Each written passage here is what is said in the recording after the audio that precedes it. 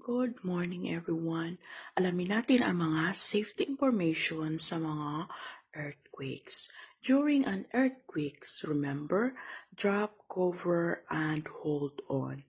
Drop to the ground, cover your head and neck under an sturdy furniture or an interior wall, and hold on until the shaking stops.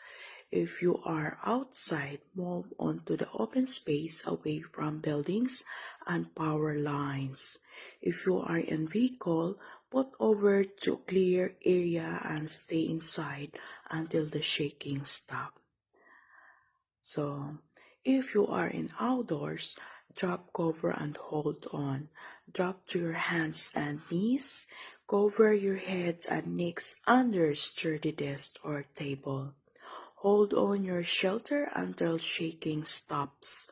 Stay away from windows, glass, and anything that could fall as heavy furniture or light fixtures. If you are in the bed, stay and protect your head and neck with pillow.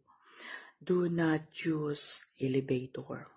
So if you are outdoors, move to an open space away from buildings, trees, street lights, and utility wires. Drop to the ground and stay until the shaking stop. So, yun ang mga gagawin nyo pag may mga encounter nyo ang mga lindol. Kasi sa atin sa Philippines ngayon, naka-encounter sila ngayon ng earthquakes sa Cebu nung nakaraan, ngayon naman sa Davao, de Oro, del Norte.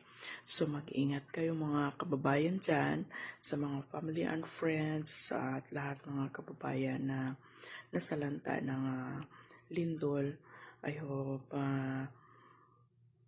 malagpasan nyo ito mga natural disaster na pagsubok.